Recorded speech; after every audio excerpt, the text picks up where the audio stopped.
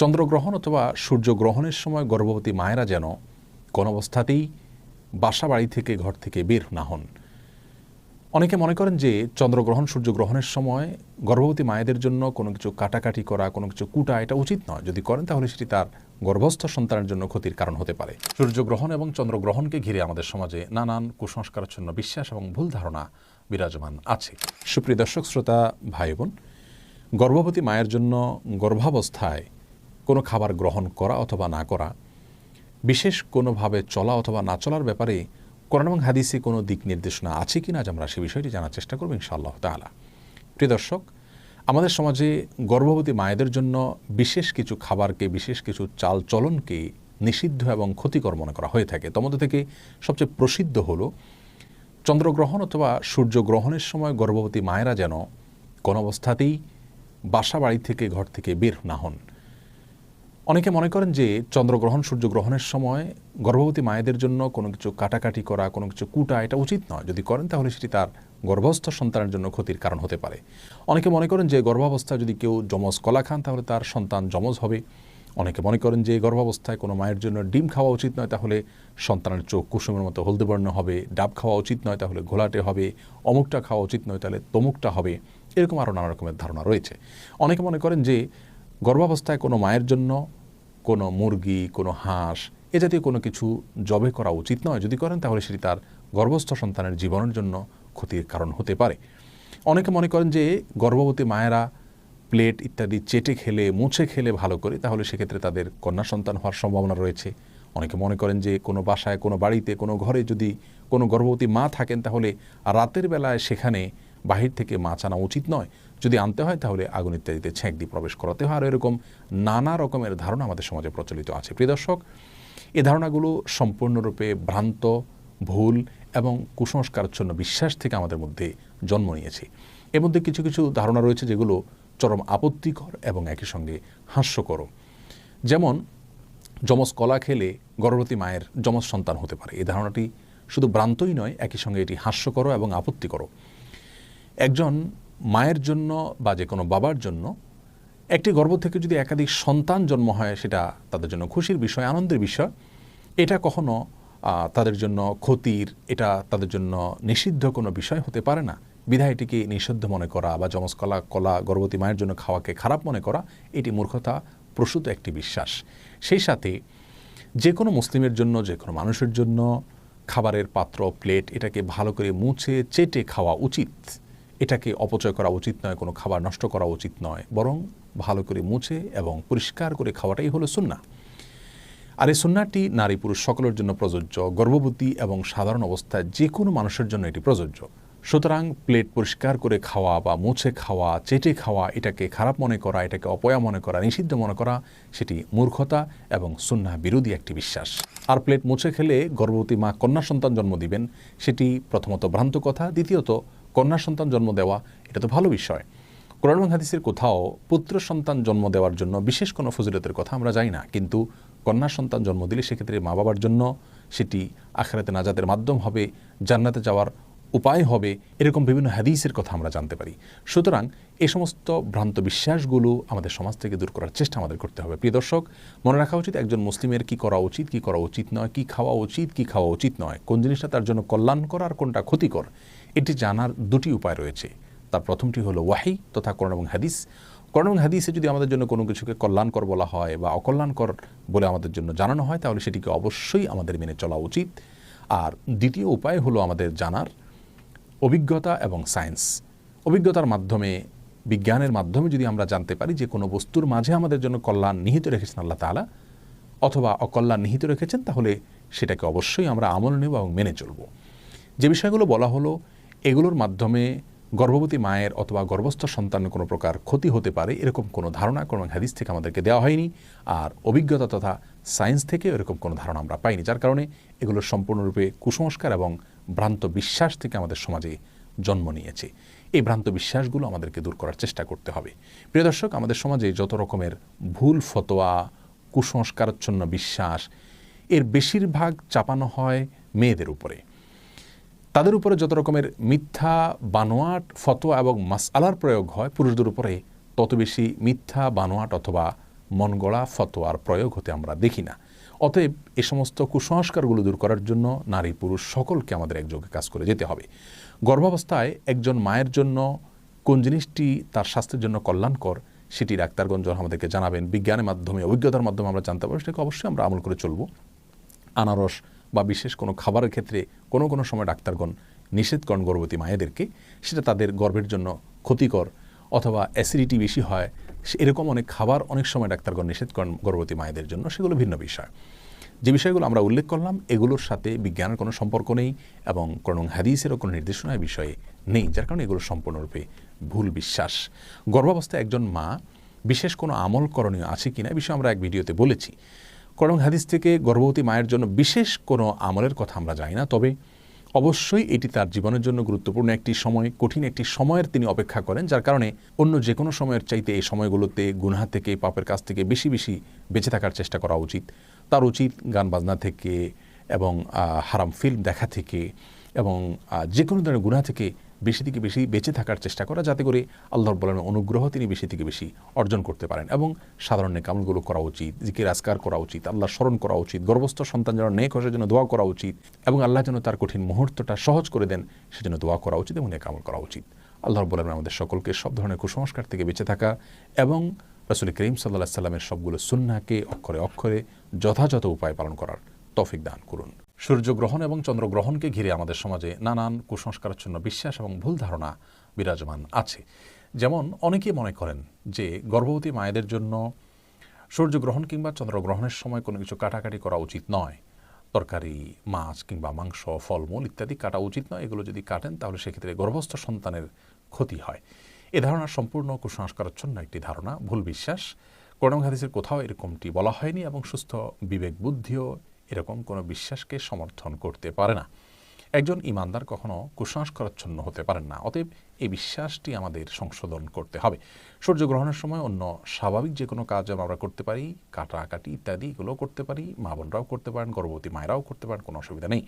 সূর্য কিংবা চন্দ্রগ্রহণের সময় নবী করিম সাল্লাল্লাহু আলাইহি সাল্লামের মৌলিক নির্দেশনা হলো সূর্য এবং চন্দ্রগ্রহণের সালাতের আয়োজন করতে হবে মসজিদে, সেই সালাতে আমরা শামিল হব, আদায় করব।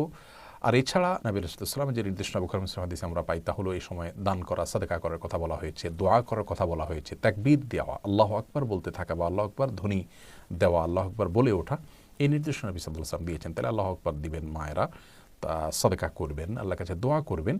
এছাড়া অমুকটা করা যাবে না, তমুকটা করা যাবে না, এরকম কোনো কথা কোরআন হাদিসে বলা হয়নি। মূলত জাহেলি যুগের মানুষরা মনে করত যে বড় কোনো ব্যক্তি, মহান কোনো ব্যক্তি, উল্লেখযোগ্য কোনো ব্যক্তির মৃত্যু কিংবা বড় কোনো অঘটন ঘটলে তার প্রেক্ষিতে সূর্য কিংবা চন্দ্রগ্রহণ হয়ে থাকে। নবী সাল্লাল্লাহু আলাইহি ওয়াসাল্লাম তাদের সে কুসংস্কারাচ্ছন্ন বিশ্বাসকে সংশোধন করেছিলেন। ইসলাম এসেছে মানুষের ভুল এবং কুসংস্কারাচ্ছন্ন বিশ্বাসকে সংশোধন করে বিশুদ্ধ বিশ্বাস যেন মানুষ ধারণ করতে পারে সেজন্য। অতএব আমরা চন্দ্রগ্রহণ, সূর্যগ্রহণকে ঘিরে নিজেদের বানানো বিভিন্ন কুসংস্কারাচ্ছন্ন বিশ্বাস এগুলোকে ধারণ করা থেকে আমরা বেঁচে থাকব এবং করণীয় কাজগুলো শুধুমাত্র করবো। আল্লাহ তাআলা আমাদেরকে তৌফিক দান করুন।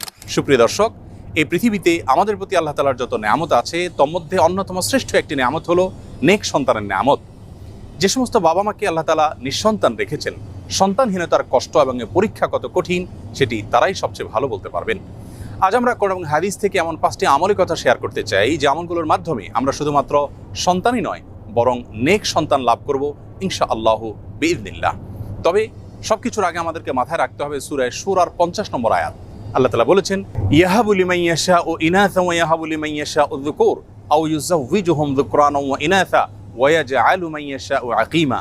যার অর্থ হলো আল্লাহই হলেন সেই মহান সত্তা, তিনি যাকে ইচ্ছা তাকে কন্যা সন্তান দান করে থাকেন, যাকে ইচ্ছা তাকে পুত্র সন্তান দেন, আর যাকে ইচ্ছা তাকে উভয়টি দান করেন, আর যাকে ইচ্ছা তাকে কোনোটি দান করেন না।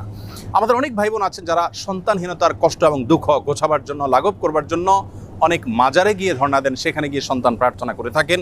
এই কাজটি আমাদের ঈমান হরণকারী একটি কাজ। আরও অনেক কাজ করে থাকেন অনেকেই, যে কাজগুলো আসলে আমাদের ঈমানের সঙ্গে সঙ্গতিপূর্ণ নয়। এজন্য সর্বপ্রথম মাথায় রাখতে হবে যে সন্তানহীনতার কষ্ট এবং দুঃখ এটি ঘোচাবার জন্য, সন্তান লাভের জন্য, অনেক সন্তানের জন্য শুধুমাত্র আল্লাহ তাআলার কাছে আমাদেরকে প্রার্থনা করতে হবে। আল্লাহ তাআলার দুজন নবী জাকারিয়া এবং ইব্রাহিম আলাইহিস সালাতু ওয়াস সালাম, তারা উভয় আল্লাহ রাব্বুল আলামিনের কাছে এমন একটা বয়সে এসে সন্তান এর প্রার্থনা করেছেন যখন সন্তান হওয়ার কথা নয়। আল্লাহ তাআলা তাদেরকে সেই সময়ে সন্তান দিয়েছিলেন এবং কোরআনে কারিমে তাদের সেই দোয়ার ফরম্যাট উল্লেখ করে দিয়েছেন। আমরা যদি সেই ফরম্যাটের দোয়া আল্লাহ তাআলার কাছে অনবরত পেশ করতে থাকি, নিবেদন করতে থাকি, ইনশাআল্লাহ সন্তানহীনতার কষ্ট এবং দুঃখ আমাদেরও দূর হবে এবং নেক সন্তান আমরা লাভ করতে পারবো ইনশাআল্লাহ বিইذনিল্লাহ। সন্তান লাভের জন্য জাকারিয়া আলাইহিস সালামের দুটি দোয়া কোরআনে কারিমে উল্লেখ হয়েছে। তার একটি বর্ণিত হয়েছে সূরা আলে ইমরানের 38 নম্বর আয়াতে, আর অপরটি বর্ণিত হয়েছে সূরা আম্বিয়ার 89 নম্বর আয়াতে। আলে ইমরানের আয়াতে আল্লাহ নবী জাকারিয়া আলাইহিস সালামের যে দোয়া আল্লাহ তাআলা উল্লেখ করেছেন সেটি ছিল এই, রব্বি হাবলি মিন লাদুনকা যুররিয়াতান তাইয়্যিবা ইন্নাকা সামিউদ দুআ, যার অর্থ হলো, হে আমার রব, হে আমার প্রতিপালক, আপনি আপনার তরফ থেকে আমাকে নেক এবং সুসন্তান দান করুন, আপনি দোয়া শ্রবণকারী। তার অপর যে দোয়াটি সূরা আম্বিয়াতে বর্ণিত হয়েছে সেটি ছিল অত্যন্ত মর্মস্পর্শী এবং হৃদয়গ্রাহী। সেই দোয়ার ভাষ্য ছিল এই, রব্বি লা তাযারনি ফারদা ওয়া আনতা খায়রুল ওয়ারিসিন, যার অর্থ হলো, হে আমার প্রতিপালক, হে আমার রব, আপনি আমাকে একা ছেড়ে দিবেন না, অর্থাৎ নিঃসন্তান আমাকে রাখবেন না, আপনি তো সর্বোত্তম ওয়ারিস দানকারী। আল্লাহ নবী ইব্রাহিম আলাইহিস সালাম আল্লাহর কাছে সন্তান চেয়ে যে দোয়া করেছেন কোরআনে কারিমে, সেটি আল্লাহ তাআলা উল্লেখ করেছেন ছোট্ট একটি দোয়া সূরা সাফফাতের 100 নম্বর আয়াতে দোয়াটি বর্ণিত হয়েছে। সে দোয়ার ভাষ্য ছিল এই, রব্বি হাবলি মিনাস সলিহিন, যার অর্থ হলো, হে আল্লাহ, আপনি আমাকে নেক সন্তান দান করুন। এর মাধ্যমে তিনি আল্লাহ তাআলার তরফ থেকে ইসমাঈল আলাইহিস সালামের মতো নেক সন্তান লাভ করেছিলেন। জাকারিয়া আলাইহিস সালামের যে দুটি দোয়া আমরা উল্লেখ করেছি তার মাধ্যমে তিনি আল্লাহ তাআলার কাছ থেকে ইয়াহয়া আলাইহিস সালামের মতো নেক সন্তান লাভ করেছিলেন। প্রিয় দর্শক, তাহলে নেক সন্তান লাভের জন্য দুজন নবী থেকে 3টি দোয়া আমরা শিখলাম, জানলাম। সেই দোয়াগুলো আমরা যে কোনো সময় বেশি বেশি করে পাঠ করতে থাকবো ইনশাআল্লাহ। সেই সাথে চতুর্থ যে দোয়ার কথা বলবো সেটি বর্ণিত হয়েছে সূরা ফুরকানের 74 নম্বর আয়াতে।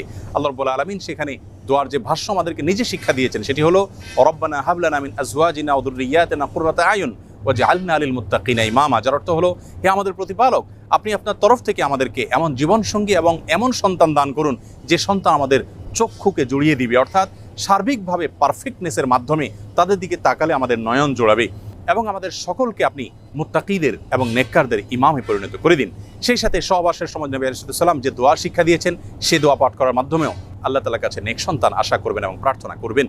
5 নম্বর এবং সর্বশেষ যে আমলটি কথা বলতে চাই সেটি হলো ইস্তেগফার। ইস্তেগফারের মাধ্যমে আল্লাহ রাব্বুল আলামিন তার বান্দাদেরকে সন্তান দেওয়ার মাধ্যমে সমৃদ্ধ করে থাকেন, নেক সন্তান দান করে থাকেন, এবং এ বিষয়ে সূরা নূহের 10 থেকে 12 নম্বর আয়াতে আল্লাহ রাব্বুল আলামিন বিস্তারিতভাবে আলোকপাত করেছেন। প্রিয় দর্শক, অতএব আসুন আমরা আল্লাহ তাআলার কাছে নেক সন্তান লাভের জন্য আম্বিয়া আলাইহিস সালামের শেখানো দোয়া এবং সাধারণ যে দোয়া সূরা ফুরকানে বর্ণিত সে দোয়া বেশি বেশি করে পাঠ করি, এবং সহবাসের সময় মা বাবা অবশ্যই আল্লাহ তাআলার কাছে উভয়ে দোয়া করবেন, নবী আলাইহিস সালামের সেই শেখানো দোয়া, সেই সাথে বেশি থেকে বেশি আমরা ইস্তেগফার করব। এর পাশাপাশি সন্তান না হওয়ার পেছনে বৈজ্ঞানিক যে সমস্ত কারণ আছে সে সমস্ত কারণগুলো আমরা উদ্ঘাটন করে সেগুলো থেকে যথাসম্ভব বেঁচে থাকার চেষ্টা করব এবং সুন্নাহ সম্মত লাইফস্টাইলকে আমরা অনুসরণ করব। আল্লাহ তাআলা আমাদের সকলকে নেক সন্তানের এই মস্তবয় নিয়ামত লাভ করে ধন্য হওয়ার তৌফিক নসিব করুন। আমি অনেক চেষ্টার পরও মা হতে পারছি না, তাই অনেকে আমাকে অনেক আমলের পাশাপাশি তাবিজ ব্যবহার করতে বলছেন, অনেকে কটু কথাও বলেন, কিন্তু আমি খুবই সন্দিহান গুনাহের ব্যাপারে। দয়া করে সঠিক তথ্য দিয়ে সহযোগিতা করবেন। বোন ফারজানা প্রশ্ন করেছেন, দেখুন, যে সমস্ত বোনের বাচ্চা হয় না, আমাদের সমাজে এক শ্রেণীর কুলাঙ্গার, এক শ্রেণীর খারাপ মানুষ আছে যারা ওই মেয়েদেরকে নিয়ে কটু কথা বলে, আছে না নাই? গ্রামাঞ্চলে বিশেষ করে অনেকে আছেন এই সমস্ত বোনদেরকে খোঁচা মেরে কথা বলেন। সন্তান হওয়া না হওয়া এটা কি পৃথিবীতে কোনো মানুষের হাতে?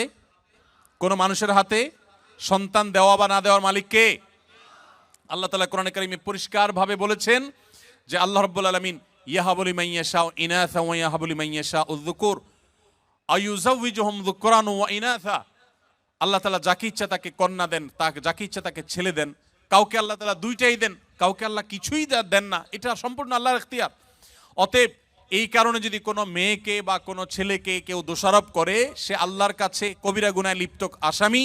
যদি সে মুখে দাঁড়িয়েও থাকে, সে যদি হাজী সাহেবও থাকে, সে যদি মসজিদের সভাপতি সেক্রেটারি হয়, সে যদি আলেম ইমাম সাহেবও হয়, তারপরও সে আল্লাহর কাছে অপরাধী এবং ক্রিমিনাল, বিকজ সে একজন নির্দোষ মানুষকে সে দোষ দেওয়ার চেষ্টা করেছে। এজন্য খবরদার, সন্তান হয় না, সব ছেলে হয় অথবা সব মেয়ে হয়, এজন্য মেয়েদেরকে অথবা ছেলেদেরকে কাউকে কোনো দোষ দেওয়া যাবে না। এটা সম্পূর্ণ আল্লাহর ফয়সালা। এর পাশাপাশি বোন যেটি জানতে চেয়েছেন যে সন্তান না হওয়ার জন্য আপনাকে বিভিন্ন আমলের কথা বলেন। বিভিন্ন আমল আপনি করতে পারেন। কোরআনে কারিমে বিভিন্ন আয়াত আছে, যে আয়াতগুলো আমল করার মাধ্যমে, পাঠ করার মাধ্যমে, সেগুলো পড়ে পানিতে ফু দিয়ে খাওয়ার মাধ্যমে বিভিন্নভাবে সন্তান আল্লাহ তাআলা দান করেছেন। বিশেষ করে আমি আপনাকে কোরআনের আমলের কথা বলতে চাই। আপনারা জানেন আল্লাহ নবী ইব্রাহিম আলাইহিস সালাম তাকে আল্লাহ তাআলা বার্ধক্যে সন্তান দিয়েছেন, বৃদ্ধ বয়সে সন্তান দিয়েছেন। আল্লাহর আরেক নবী জাকারিয়া আলাইহিস সালামকে আল্লাহ তাআলা বৃদ্ধ বয়সে সন্তান দিয়েছেন, যে বয়সে সন্তানের আশাই তারা ছেড়ে দিয়েছিলেন, নিরাশ হয়ে গেছেন যে বয়সে সন্তান হবে না।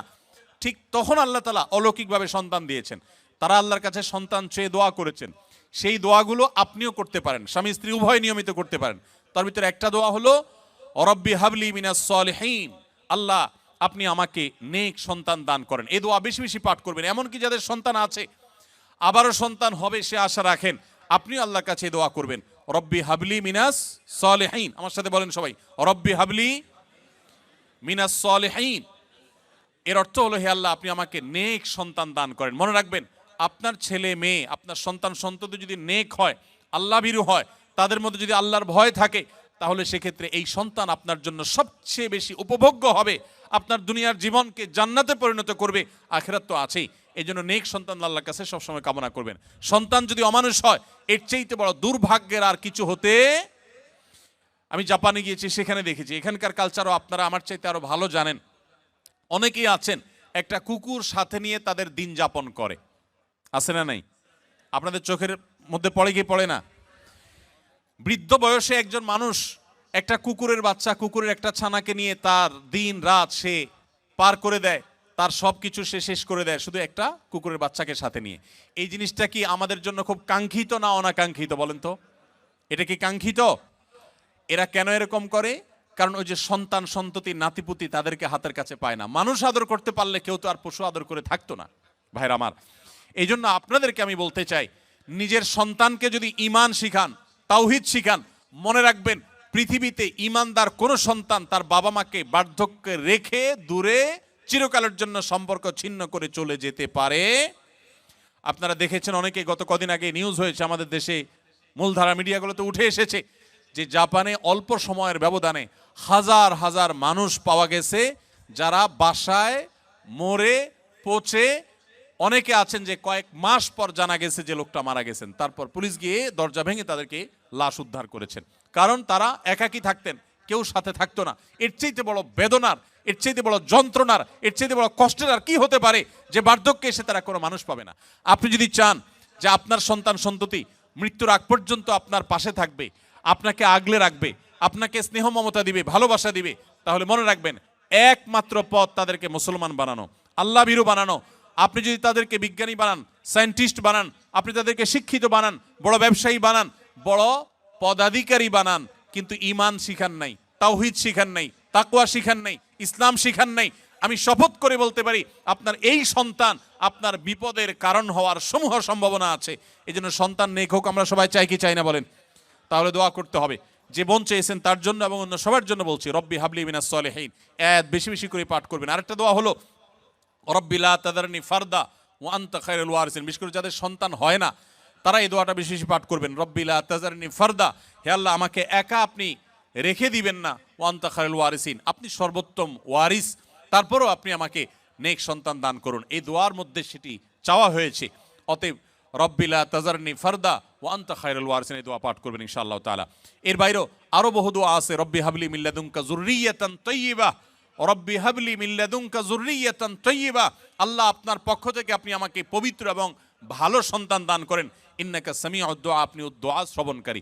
আমি আমার জীবনে বুঝজ্ঞান হইছে থেকে নিয়ে একটি দোয়া ছাড়ি নাই, রব্বানা হাব লানা মিন আজওয়াজিনা ওয়া যুররিয়াতিনা কুররাতা আয়ুন ওয়াজআলনা লিল মুত্তাকিনা ইমামা। সূরা ফুরকান আয়াত নম্বর 74, 74 আয়াত নম্বর। সূরার নাম হলো সূরা আল ফুরকান।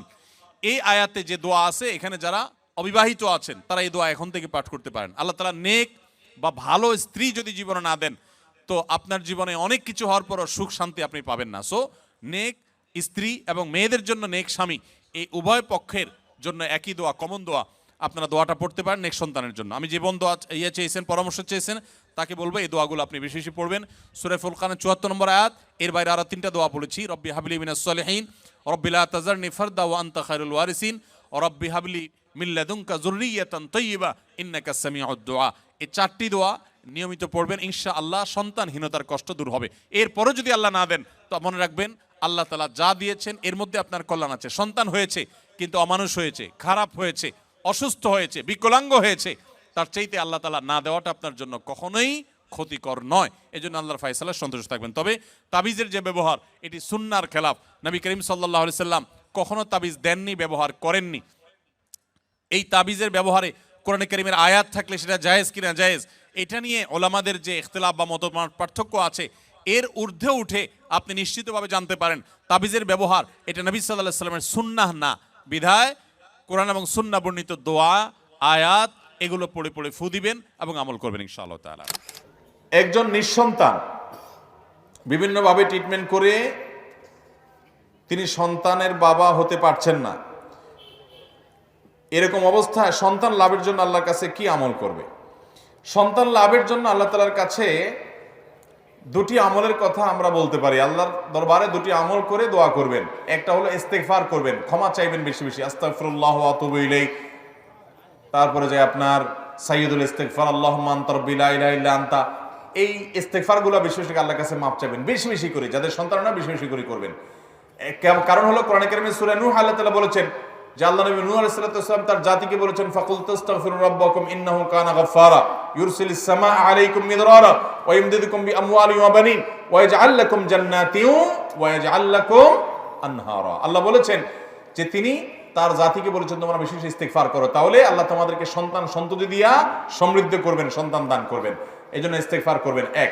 দ্বিতীয়ত হলো কয়েকটা দোয়া করবেন। আল্লাহর দুইজন নবীর কথা কোরআনে উল্লেখ করেছেন, ওনারা আল্লাহ তাআলার কাছে বার্ধক্য বয়সে সন্তান চেয়েছেন, সন্তান হওয়ার কথা না, দীর্ঘদিন হয় না, ওই অবস্থা আল্লাহ তাদেরকে সন্তান দিয়েছেন। তাদের একজন নাম হলো জাকারিয়া আলাইহিস সালাম, আরেকজন নাম হলো ইব্রাহিম আলাইহিস সালাম। জাকারিয়া আলাইহিস সালাম দুইটা দোয়া করেছেন, কোরআনে বর্ণিত আছে, এবং এই দোয়াগুলো করার পর আল্লাহ তাআলা তাকে ইয়াহিয়া নামে একটা সন্তান দিয়েছেন। বার্ধক্যে কেউ আশাই করে না যে তার সন্তান হবে।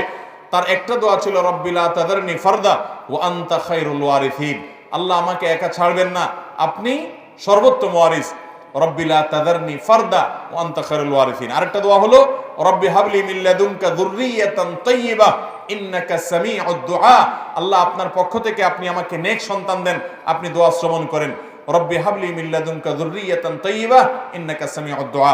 আর ইব্রাহিম আলাইহিস সালাম তিনি আল্লাহর কাছে দোয়া করছেন, রব্বি হাবলি মিনাস সালিহিন, হে আল্লাহ আমাকে নেক সন্তান দান করেন। আল্লাহ তাকে ইসমাঈল আলাইহিস সালাম দান করছেন, এমন সন্তান দিয়েছেন তার বংশে আমাদের নবী মুহাম্মদ সাল্লাল্লাহু আলাইহি সাল্লামের জন্ম হয়েছে। এই জন্য ভাইরা, যাদের নেক সন্তান দরকার বা সন্তান হচ্ছে না, তারা রব্বি হাবলি মিনাস সালিহিন, রব্বি হাবলি মিন লাদুনকা যুররিয়াতান তাইয়্যিবা ইন্নাকা সামিউদ দুআ, রব্বি লা তাযারনি ফারদা ওয়া আনতা খায়রুল ওয়ারিসিন। এই তিনও দোয়া করবেন দুইজন নবীর, আর ইস্তেগফার বেশি বেশি করবেন। আর মনে রাখবেন, আল্লাহ তাআলা কাউকে বন্ধা রাখেন, সন্তান দেন না। সন্তান না দিয়া আল্লাহ তাআলা কখনো আমাদের প্রতি ইহসান করতে পারেন। একজনকে সন্তান দিয়েছেন বিকলাঙ্গ, অসুস্থ, সে মাজুর অথবা অমানুষ, কুলাঙ্গার, তাহলে ওই রকম সন্তান হওয়ার চাইতে না হওয়াটা আল্লাহ রাব্বুল আলামিনের ফয়সালাকে মেনে নিতে হবে। চেষ্টা করবেন, এরপর যদি না হয় আল্লাহর ফয়সালা মেনে নিতে হবে। রেজাবিল কাজা অনেক গুরুত্বপূর্ণ একটা বিষয়। যাদের মধ্যে এই আমলটা আছে, আল্লাহ তাদেরকে নিষ্পাপ সন্তানের মতো গুনাহমুক্ত করে দেন যদি কেউ আল্লাহর ফয়সালাকে মেনে নেয়। করার তৌফিক দান করুন। সুপ্রিয় দর্শক শ্রোতা ভাই বোনেরা, আজকাল অনেক অভিভাবক, অনেক বাবা মা আমাদের কাছ থেকে এমন কোনো আমল, এমন কোনো দোয়ার কথা জানতে চান যে আমল বা দোয়া করলে আল্লাহ সুবহানাহু ওয়া তাআলার কাছ থেকে নিজের সন্তান এবং নিজের অধীনস্থদের উজ্জ্বল আগামী সুন্দর ভবিষ্যৎ এটা আশা করা যেতে পারে, আল্লাহ সুবহানাহু ওয়া তাআলার কাছ থেকে চেয়ে নেওয়া যেতে পারে। সত্যি আজ একজন অভিভাবকের, একজন বাবার, একজন মায়ের সবচাইতে বড় দুশ্চিন্তার কারণ হলো নিজের সন্তানের উজ্জ্বল ভবিষ্যৎ নিশ্চিত করতে পারা। এর চাইতে বড় চ্যালেঞ্জের বিষয় এ যুগে আর নেই বললেই চলে।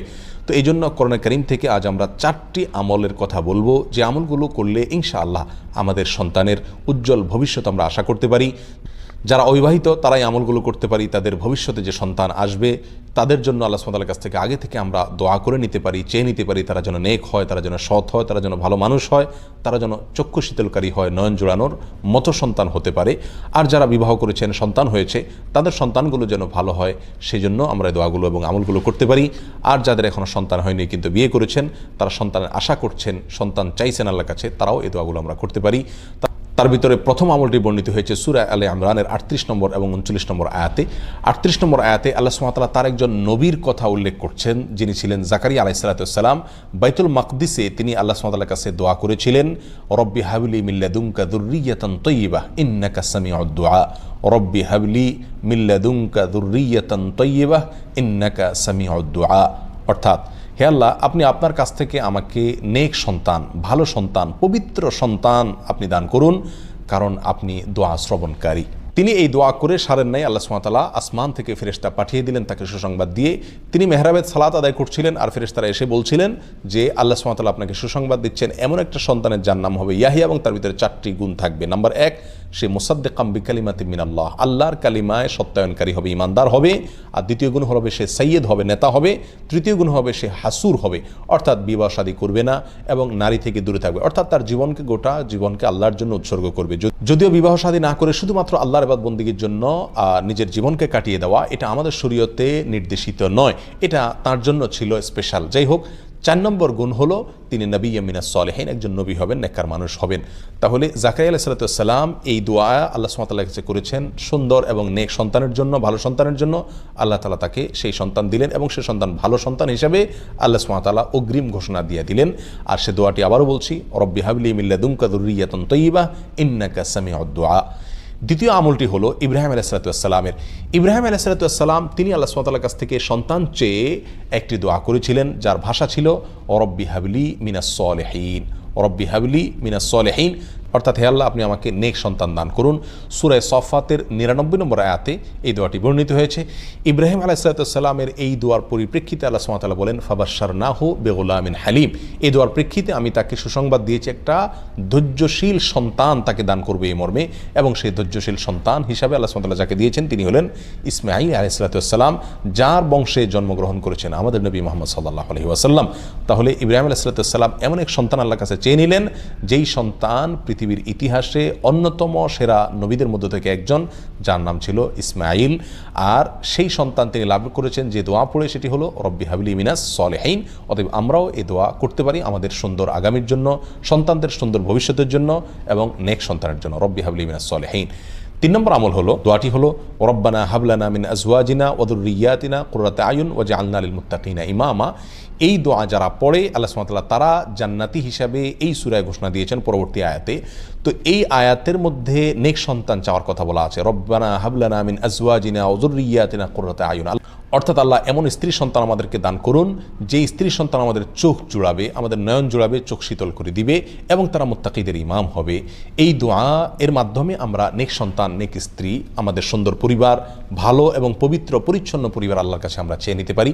নাম্বার 4 আমল হলো সূরা নূহ বর্ণিত হয়েছে একেবারে শুরুর দিকে আল্লাহ সুবহানাহু ওয়া তাআলা বলেছেন, ফাকুলতু আস্তাগফিরু রাব্বাকুম ইন্নাহু কানা গাফফারা ইউরসিলিস সামা আলাইকুম মিদরারা ওয়া ইউমদিদকুম বিআমওয়ালিন ওয়া বানিন। আল্লাহ সুবহানাহু ওয়া তাআলা বলছেন যে আল্লাহ নবী নূহ আলাইহিস সালাম তার জাতিকে বলেছিলেন, তোমরা ইস্তেগফার করো তোমাদের রবের কাছে, যে কোনো অপরাধ হয় সঙ্গে সঙ্গে আল্লাহর কাছে ক্ষমা চাও, আস্তাগফিরুল্লাহ ওয়া আতুবু ইলাইহি, অথবা যে কোনো ইস্তেগফার করো, আল্লাহর কাছে ক্ষমা চাও। চাইলে কি হবে? আল্লাহ তোমাদেরকে বৃষ্টি দিবেন এবং সন্তান এবং সম্পদ দিয়ে শক্তিশালী করবেন, অর্থাৎ এমন সন্তান পাবো, এমন সম্পদ পাবো যার ফলে আমার হাত শক্ত হবে, আমি শক্তিশালী হব। তার মানে নেক সন্তান ইনশাআল্লাহ আশা করা যেতে পারে ইস্তেগফারের মাধ্যমে। আবার বলছি 4টি আমলের ভিতরে প্রথম আমল ছিল জাকারিয়া আলাইহিস সালামের দোয়া, রব্বি হাবলি মিন লাদুনকা যুররিয়াতান তাইয়্যিবা ইন্নাকা সামিউদ দুআ। দ্বিতীয় আমল ছিল ইব্রাহিম আলাইহিস সালামের দোয়া, রব্বি হাবলি মিনাস সালিহিন। 3 নম্বর আমল হলো সূরা ফুরকানের 74 নম্বর আয়াতে, রব্বানা হাবলানা মিন আজওয়াজিনা ওয়া যুররিয়াতিনা কুররাতা আয়ুন ওয়াজআলনা লিল মুত্তাকিনা ইমামা। আর 4 নম্বর আমল হলো বেশি বেশি ইস্তেগফার করা। এই 4টি আমল করলে ইনশাআল্লাহ আল্লাহ সুবহানাহু ওয়া তাআলা এমন সন্তান, এমন পরিবার আমাকে দান করবেন, যে পরিবারের প্রতিটি সদস্য, যে সন্তানরা আমার চোখ জোড়াবে, নয়ন জোড়াবে, চক্ষু শীতল করবে, আমার হৃদয়কে ঠান্ডা এবং শীতল করে দিবে ইনশাআল্লাহ। বিভিন্ন নবী রাসূলগণ এই সমস্ত দোয়াগুলো করে তারা ভালো ফল পেয়েছেন, ইনশাআল্লাহ আমরা ভালো ফল পাবো সে আশা করতে পারি। তবে মনে রাখতে হবে, শুধু দোয়া করলেই হবে না, আমাকে বাবা এবং মা হিসাবে, অভিভাবক হিসাবে আদর্শ মানুষ হতে হবে, আল্লাহর কাছে পাশাপাশি দোয়া করতে হবে, এবং তারা যেন ভালো মানুষ হয় সেরকম ভালো পরিবেশ তাদেরকে দিতে হবে, এবং অন্যান্য শর্তগুলো ফুলফিল করতে হবে। তাহলে ইনশাআল্লাহ আমাদের দোয়াগুলো আল্লাহ সুবহানাহু ওয়া তাআলা শুনবেন এবং আমরা সুন্দর ভবিষ্যৎ তাদের নিশ্চিত করতে পারবো। আল্লাহ তাআলা আমাদের সকলকে এমন সন্তান দান করুন, যে সন্তান আমাদের চোখ জোড়াবে, নয়ন জোড়াবে, অন্তরকে শীতল করবে। জাযাকুমুল্লাহ ওয়া আখিরু দাওয়ানা আনিল হামদুলিল্লাহি রাব্বিল আলামিন। ওয়াসসালামু আলাইকুম ওয়া রাহমাতুল্লাহি ওয়া বারাকাতুহু।